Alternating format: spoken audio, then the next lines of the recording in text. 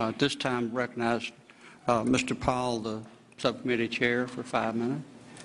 Thank you. Thank you, Mr. Chairman.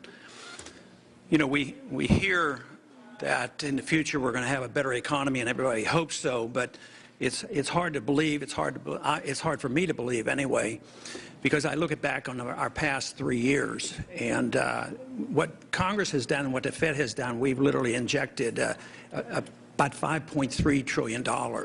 And I don't think we got very much for it. The national debt went up $5.1 trillion. Real GDP grew less than 1%. So I don't think we've gotten a whole lot. Unemployment really hasn't recovered. We still have 7 million people that have become unemployed. And one statistic that is very glaring, if you look at the chart, is how long people are unemployed. The average time used to be 17 weeks. Now it's nearly 40 weeks they stay unemployed. So nothing there reassures me. And also, when we talk about prices, we're always reassured there's not all that much inflation, and we're told that they might start calculating inflation differently with a new CPI. Of course, we changed our CPI a few years back.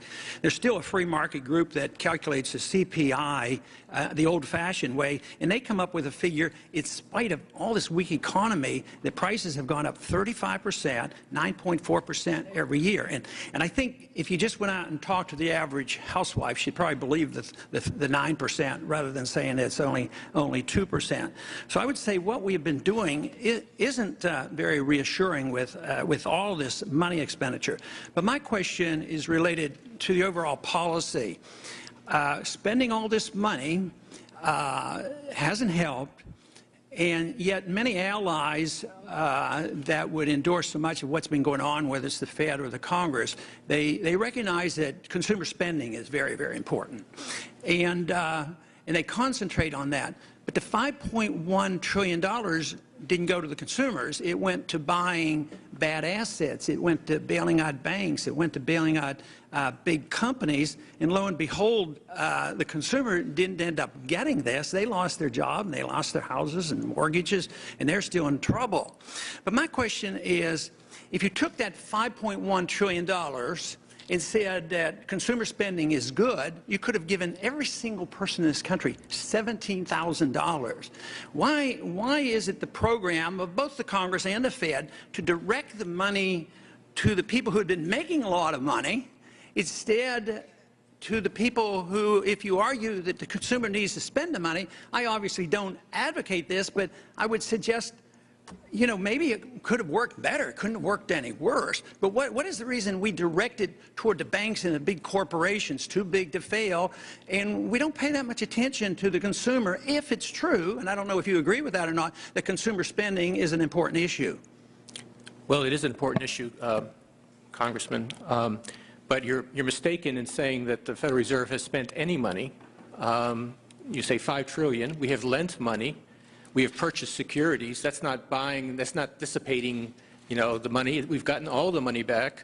As an article over the weekend by Alan Sloan showed, in fact, the Fed has been a major profit center for the U.S. government. We've turned over profits in the last 2 years of $125 billion.